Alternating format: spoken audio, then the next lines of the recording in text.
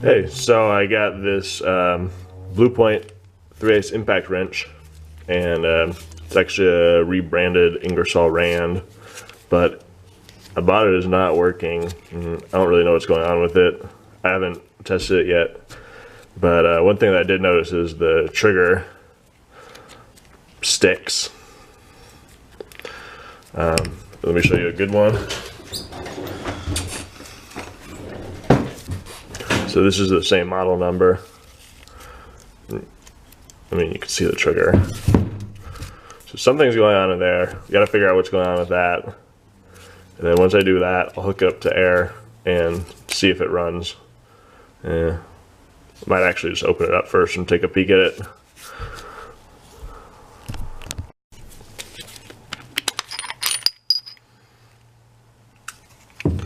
Alright, well there's the inside of it. Zoom you in here. Yeah, so these 3/8 ones, they only have a single hammer.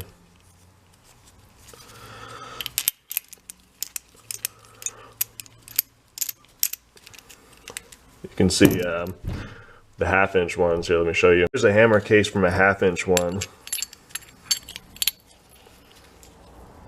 Whoop, backwards. Yeah, he's going opposite. And that guy just goes in there. You can see there's two hammers, so they're hitting it like alternatingly.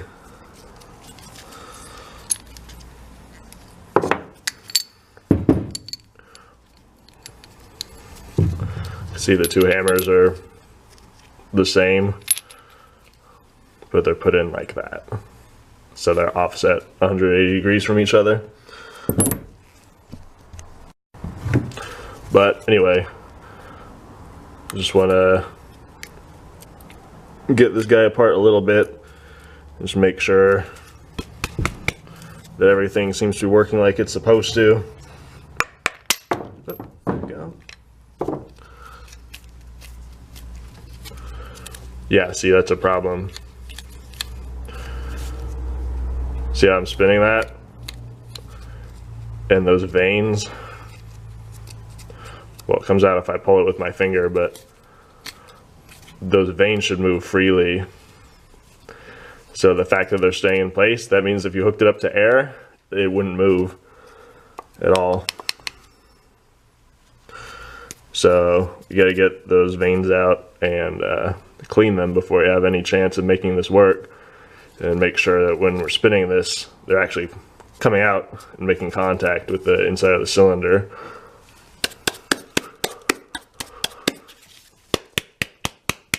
See, if this is working properly, when you turn this upside down, all the veins should just pop right out. They should just fall out.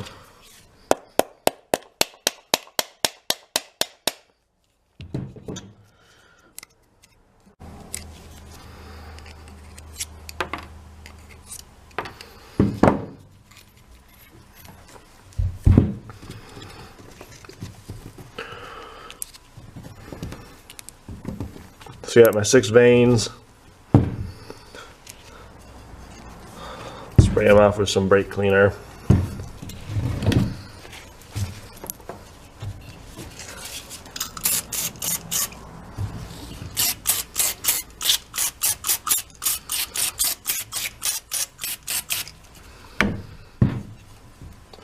Look at all the gunk that's on those veins. It's not focusing, but see all that gray stuff.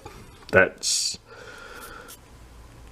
either like dirt or I don't know, even like metal particles from where. It's kind of hard to tell just looking at it, but that's probably what's keeping them from flying out like they're supposed to. Take a Brillo pad.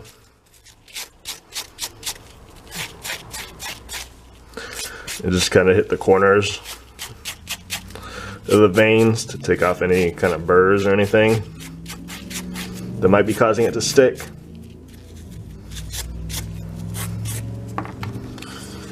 While you have it apart like this, you can also check your bearing if you want. Yeah, this one, I mean, this bearing is bad. You can feel it. But the thing is, you're just not going to notice that bearing is bad when you're actually operating the gun, because it's so loud and it's spinning so fast. You just won't be able to tell. So, I mean, if you really want to, you can find that bearing and replace it. It probably only costs like $1 or $2. But to me, it's just not even worth my time. It'll work fine.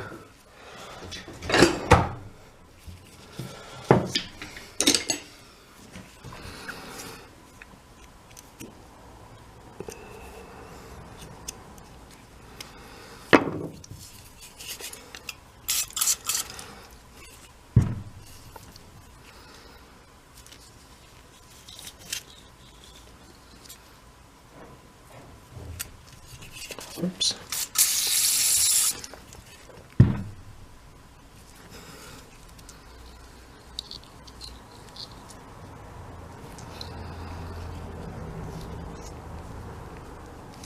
Yeah, and it really feels like shit. But like I said, you're really probably just not gonna even notice it, really.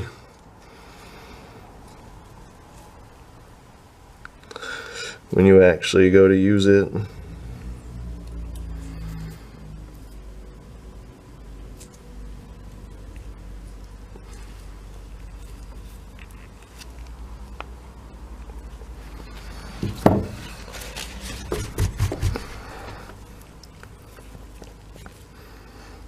There are some ports in here that the air goes through, so I have it out.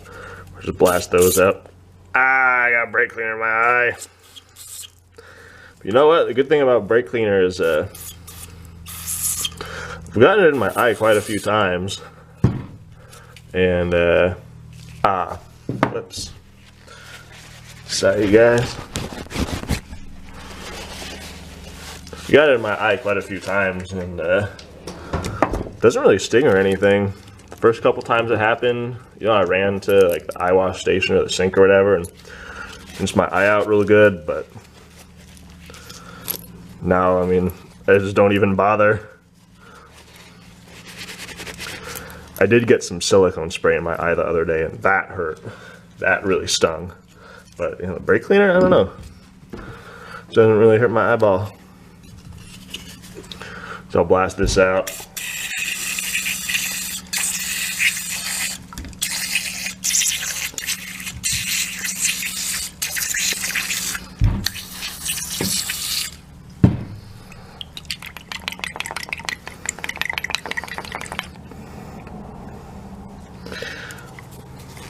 Yeah, it's just gonna drain right out the exhaust handle there.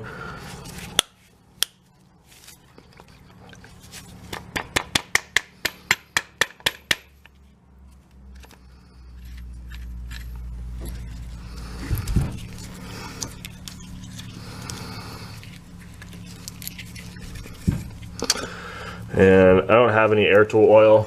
I never use air tool oil. I usually just use whatever the lightest weight motor oil is I have available, so usually 020. Or if you have a late model Toyota, maybe 016. You can also use ATF. See, now those guys are coming out like they should. That one is kind of sticking. That's a lot better though. And especially because, I mean, these things spin at like 10,000 RPM. So that centrifugal force is really going to make those vanes go flying out. But if they're just not coming out at all to begin with, you won't even get that thing spinning.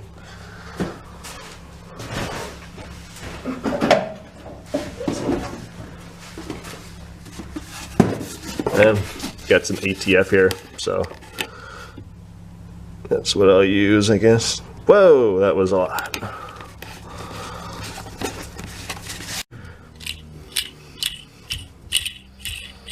And then once I actually get the thing going on the compressed air, I'll put in you know, some motor oil or something.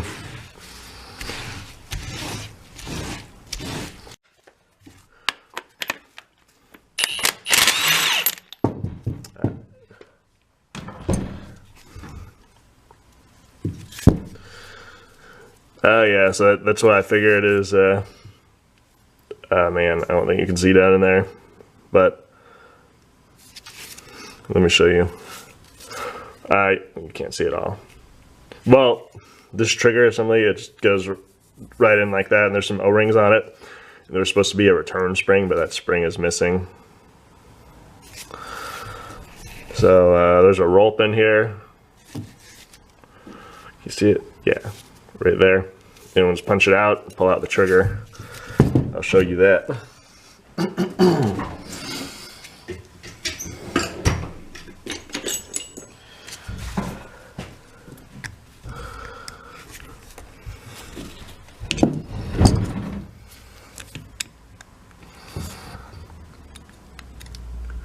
Not really the right tool for the job, but I don't have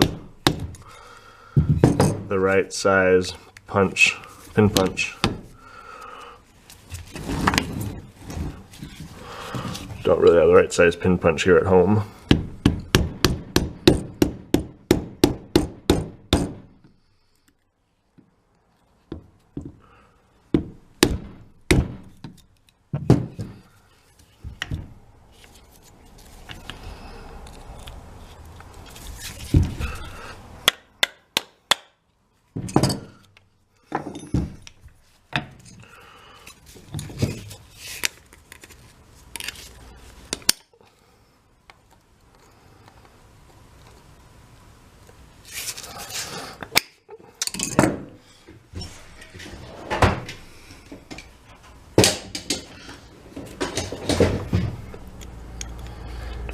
Pull this guy out.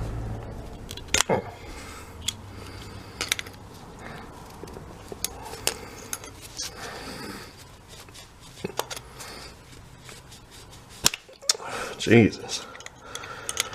It's in there tight. There you go.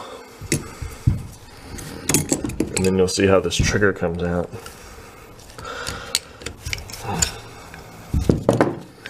The whole assembly just slides right out. So this is what's sticking.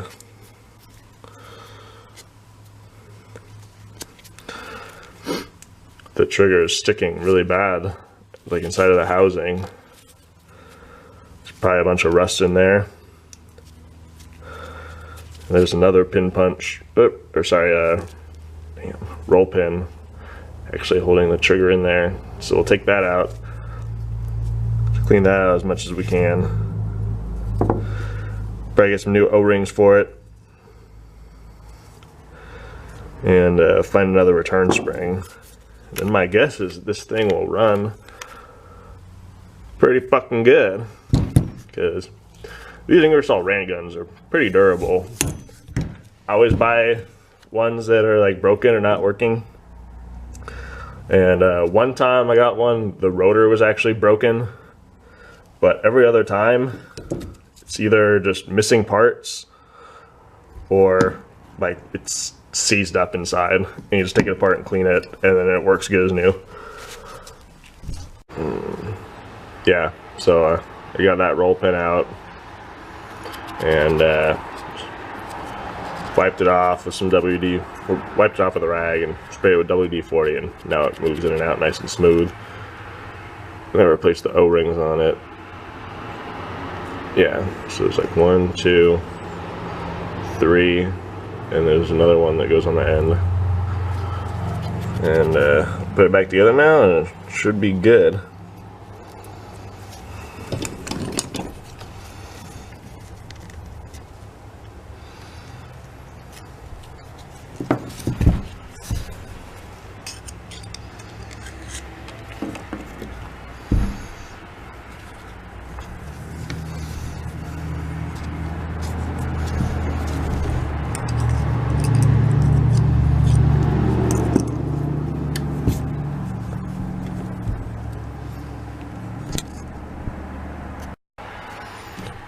for my return spring, I just got a spring from a ballpoint pen, and I don't know, hopefully it works all right.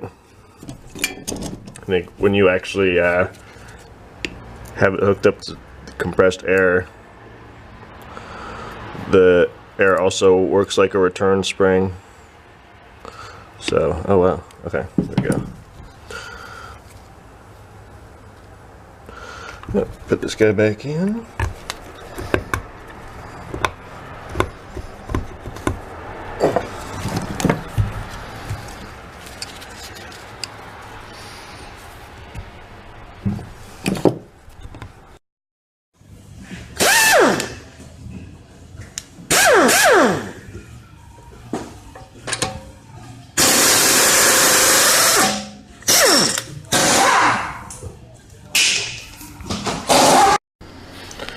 Alright, well there you go. I hope you enjoyed this video fixing this little beauty. See, it works good as new now. So yeah, hope this was helpful, and feel free to like the video or make a comment. Anyway, alright, bye bye.